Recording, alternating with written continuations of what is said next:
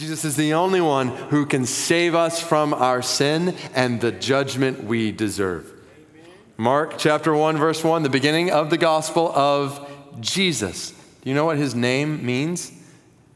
It literally means the Lord saves.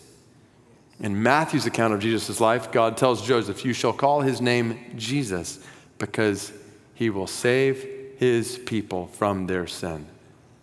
There is no one else who can do this.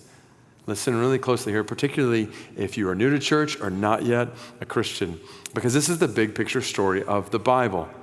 We have all been created by God, formed and fashioned by God himself for relationship with God. It's what you were made for.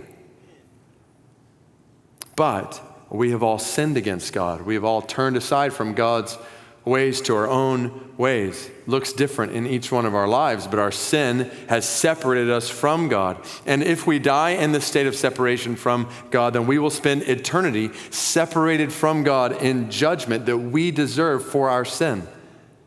But the gospel, the good news of the Bible, is that God saves, that God has sent Jesus to die on a cross for sin, to rise from the grave in victory over sin, so that we don't have to experience the judgment we deserve if we trust in Jesus. There is no one else who can save us from our sin.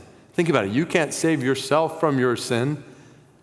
Like Sheila, who I mentioned earlier, no matter how much good you or I might try to do, we can't cover up the fact that we have sinned against God.